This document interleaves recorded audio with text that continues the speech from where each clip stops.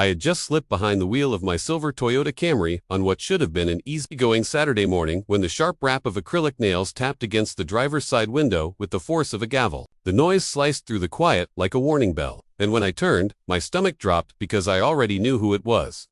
Standing there, oversized sunglasses perched on her nose despite the overcast sky, clipboard clutched tight against her chest like it contained the nuclear codes, was none other than Diane Peterson, infamous president of our neighborhood's HOA, self-proclaimed guardian of suburban order and the undisputed queen of making everyone else's life miserable. Her expression was a cocktail of superiority and irritation, like she had just caught me sneaking out of prison rather than heading to the hardware store to grab supplies for my weekend project. Behind her, I spotted my wife, Emily, still standing on the porch with her coffee mug halfway to her lips, frozen in disbelief as if she were watching a car accident unfold in slow motion. Diane leaned in close enough that her suffocating lavender perfume filled the interior of my car, and before I could even greet her, she barked in that shrill tone that could strip paint from a wall. "You need to drive me to town hall right now, David. HOA business. Urgent. Your wife can wait." My jaw tightened. She actually glanced over her shoulder at Emily, dismissing her with a single wave as though my own spouse was some minor inconvenience.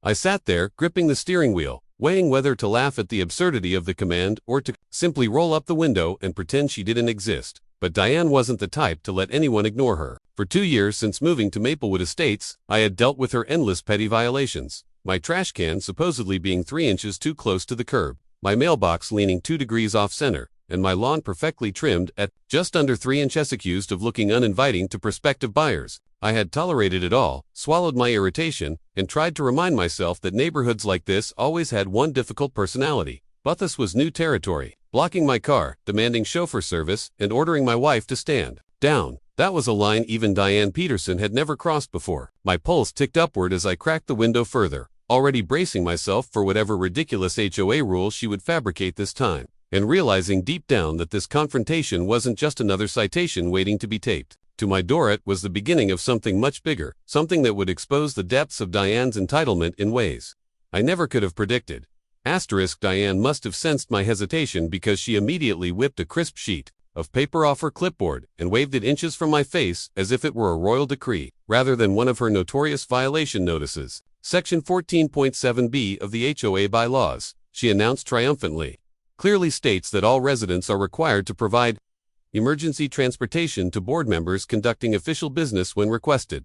My eyebrows shot up. I had practically memorized the HOA handbook after her constant harassment, and I knew damn well no such section existed. Yet she stood there with a smug little grin, certain that her invented authority was untouchable. "I'm serious, David," she pressed, her voice rising just enough to attract the attention of a couple neighbors walking their golden retriever across the street. "If you don't comply, I'll have no choice but to report you to the board for insubordination and reckless endangerment of community operations." I blinked at her, stunned by the absurdity, but before I could speak, Emily stepped off the porch, coffee mug still in hand, and called out, "You've got to be kidding me, Diane." The look on my wife's face was a blend of disbelief and simmering anger, because she had endured just as many of Diane's antics as I had, from having our flower pots questioned for not being on the approved species list, to receiving written complaints about the color of our welcome mat. Diane ignored her completely, turning her back on Emily as though she didn't even exist, and planted herself directly behind my car. "You're not going anywhere until this car takes me to town hall," she declared, pulling out her phone with dramatic flair. "If you refuse, I'll have no choice but to call the police and inform them you're obstructing official HOA business." My blood pressure spiked. It wasn't enough that she terrorized everyone with petty fines and threats. No, she was escalating 2 false emergencies just to get her way. I unbuckled my seatbelt, stepped out of the car, and told her point blank that her so-called emergency transportation clause was nothing but nonsense. Her response was to jab her finger in my chest, her voice dripping with condescension. "Maybe you should actually read the bylaws instead of pretending you know them." Emily had her phone out now, quietly recording everything from the sidewalk, and that gave me just enough patience not to lose it on the spot. Diane dialed 911 right there, pacing behind my car while loudly claiming she was being held hostage by a non-compliant resident. Her theatrics so outrageous that even the dog-walking neighbors stopped to gape. I stood there, stunned, knowing that this showdown had just gone from ridiculous to dangerous, because if the cops actually showed up, this wouldn't just be another HOA dispute, it could spiral into something far worse, with Diane's lies putting me squarely in the line of fire. The police cruiser rolled down our street 15 minutes later, its quiet hum drawing a small crowd of curious neighbors who had clearly abandoned their morning routines for the spectacle. Officer Thompson stepped out, a weary-looking man, in his 40s with the kind of expression that said he'd already seen too much nonsense for one shift. And his eyes landed on Diane as she practically lunged toward him, binder in hand. "Officer, thank God you're here," she exclaimed, her voice pitching high enough to rattle windows. "This man," she jabbed her finger at me like she was identifying a suspect in a lineup, "has refused to provide emergency HOA transportation, creating a hostile environment and endangering community stability." Thompson blinked, obviously trying to process whatever the hell she was talking about, and asked her to clarify. Diane wasted no time, thrusting her infamous binder labeled "Evidence of Garrison Violations" into his hands, flipping through tabs with a manic energy that screamed obsession. Emily caught my eye from the sidewalk, her phone still recording, and gave me a small nod as if to say, "Just let her hang herself with her own words." When it was finally my turn to speak, I explained calmly that Diane had invented a rule, blocked my vehicle, and was now weaponizing law enforcement because I refused to play Thompson rubbed his temples, sighing heavily before handing the binder back. "Ma'am," he said slowly, "HOA rules don't override state or federal law. Blocking someone's car like this could actually be considered unlawful detention. You can't just make up bylaws and expect them to apply." Diane's jaw dropped open, as if he had personally insulted her bloodline. She sputtered about lawsuits, constitutional HOA rights, and even tried to cite obscure passages from the bylaws she herself had photocopied. When Thompson refused to take the bait, she escalated further, whipping out fresh violation slips from her clipboard and scribbling them furiously, disturbing the peace, creating a public spectacle, even damaging community morale, which sounded like something ripped from a bad political speech rather than a legitimate citation. The absurdity of it all had half the neighborhood chuckling under their breath. But the tension in my chest didn't ease, not yet, because Diane wasn't just embarrassing herself, she was digging in deeper, and I knew she wasn't going to walk away without launching her next strike. That evening, while I was still shaking my head over the absurdity of Diane handing me 3 separate violations in front of a police officer who flat out told her she had no authority, Emily uploaded the entire encounter to our neighborhood's Facebook group with a caption that simply read, "Is this really what we want, representing Maplewood Estates?" Within an hour, the post exploded with reactions, comments, and private messages from neighbors who had clearly been holding their tongues for far too long. Tom Bradley from across the Cold-Shack shared screenshots of emails where Diane fined him $200 for painting his shutters the wrong shade of beige. Maria Santos, who lived 3 houses down, uploaded a 3-page letter Diane had written condemning her kids' chalk drawings on the sidewalk as graffiti unbecoming of an HOA community. The more stories poured in, the more outrageous the picture became. One neighbor had photos of Diane trespassing onto his lawn at midnight with a tape measure. Another had receipts showing fines she'd collected in cash with no record of deposit into the HOA treasury, and yet another revealed she'd threatened to tow his car because it was parked with hostile posture. By the next morning, Emily's video had spread beyond our private group, reposted on Twitter, Instagram, and even TikTok, where it was already racking up thousands of views under the hashtag HOA Karen. People outside our neighborhood were chiming in with disbelief, some sharing their own HOA horror stories, others joking that Diane must be auditioning for a reality TV show. For the first time since moving into Maplewood Estates, I felt the tide turning, not just for me, but for everyone who had been quietly enduring Diane's reign of pettiness. What had once been whispered frustrations at backyard barbecues was now public, undeniable proof of her abuse of power, and it was gathering momentum fast. By Monday morning, the HOA vice president, Janet Morrison, had called an emergency board meeting, citing serious allegations of misconduct and potential financial impropriety. Diane, of course, wasn't going down quietly, and if history had taught me anything, I knew she'd show up with twice the drama and 10 times the denial.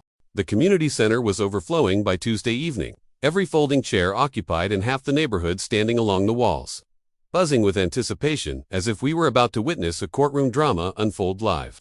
I arrived with Emily at my side, a thumb drive in my pocket containing spreadsheets of fines that didn't match HOA records, copies of forged notices Diane had slipped under our door, and clips from security cameras showing her prowling around yards with a ruler. At midnight, I had even titled the presentation, "The Diane Peterson Problem," complete with charts and highlights. Because if she was going to turn this neighborhood into her personal kingdom, then we were going to treat this like a full-blown expose. When Diane finally stormed in 20 minutes late, the room went dead quiet. She had traded her usual sundress and sunglasses for what could only be described as a knockoff judge's robe, black polyester swishing dramatically around her ankles as she dragged an even larger binder behind her like it contained the secrets of the universe. "This meeting will come to order immediately," she barked, slamming her binder on the table, But before she could launch into her tirade, Janet Morrison, the HOA vice president, calmly announced that Diane had been suspended pending investigation, and that tonight's meeting would proceed without her authority. For a moment, Diane just stood there, face twitching between shades of red and purple, before launching into a speech so nonsensical it had people exchanging stunned glances. She ranted about her constitutional rights as HOA president, cited obscure passages from the Magna Carta, and declared that her power was ordained by the founding principles of community governance. Murmurs rippled through the crowd as I set up my laptop and began my presentation, showing line by line how Diane had pocketed more than $40,000 in unrecorded fines over the past 3 years. Gasps echoed as neighbors saw their own payments highlighted in red, followed by a video clip of Diane trespassing to measure grass height, her face illuminated by the glow of a flashlight like some suburban ghost hunter. By the time I finished, the room was boiling with anger, hands shooting up with more evidence and stories of harassment. Diane, flustered and desperate, tried to shout everyone down, declaring the documents forgeries and the videos deepfakes, but nobody was buying it anymore. For the first time since she seized control of Maplewood Estates, Diane was on the defensive, and the crowd wasn't just skeptical, they were united. The vote to remove Diane permanently from the HOA board was supposed to be a simple, almost anticlimactic formality after the mountain of evidence had been laid bare. But in true Diane fashion, she refused to go quietly. The following week, when the community gathered once more to make it official, she burst through the double doors of the center like a stormfront rolling in. This time she had gone fully theatrical, dressed head to toe in a colonial-era costume, complete with a powdered wig perched precariously on her head and a quill pen tucked into her sleeve like she was signing the Declaration of Independence. In one hand she held a thick stack of papers she called the Maplewood Estates Declaration of Sovereignty, and in the other she brandished what looked like homemade subpoenas, printed on ivory stationery she must have bought at a craft store. You are all hereby commanded to recognize the authority of this HOA as an independent governing body, she shrieked, pointing her quill at the crowd like a general addressing an army. The room fell into stunned silence before a ripple of laughter broke out, and Diane's face twisted into pure rage. She marched toward the front of the room, intent on seizing back control. But in her dramatic entrance, she failed to notice the thick orange extension cord stretched across the floor, powering the projector. Her foot caught, and what happened next unfolded in glorious slow motion. Her arms flailed wildly, her wig launched into the air like a startled bird, and the stack of full legal documents scattered across the room like oversized confetti. She careened headfirst into the refreshment table, face-planting directly into a tray of lemon bars while the crowd erupted in gasps, then laughter. Someone's teenager caught the entire spectacle on video, and within hours it was trending online, under the hashtag HOA Karen Goes Colonial. But the humor quickly gave way to justice. The county prosecutor, who had been quietly observing in the back of the room, stepped forward and announced that formal charges for fraud, forgery, and embezzlement were being filed. Weeks later, Diane stood in an actual courtroom, stripped of her robes and power, as the judge sentenced her to 18 months in prison and ordered restitution of every dollar she had stolen. Even then, she couldn't resist the theatric standing to scream that the court had no jurisdiction over the sovereign nation of Maplewood Estates, forcing the bailiff to escort her out as she railed about appealing to the World Court of HOA governance. Watching her disappear from that courtroom was surreal, like seeing the final act of a play that had gone on far too long. For the first time in years, our neighborhood exhaled, finally free from Diane's reign of terror. The streets of Maplewood Estates felt brighter, friendlier, almost reborn. And as Emily and I sat on our porch that evening, sipping coffee without fear of a clipboard ambush, I realized that sometimes justice doesn't just prevail. Sometimes it faceplants spectacularly into a tray of lemon bars first.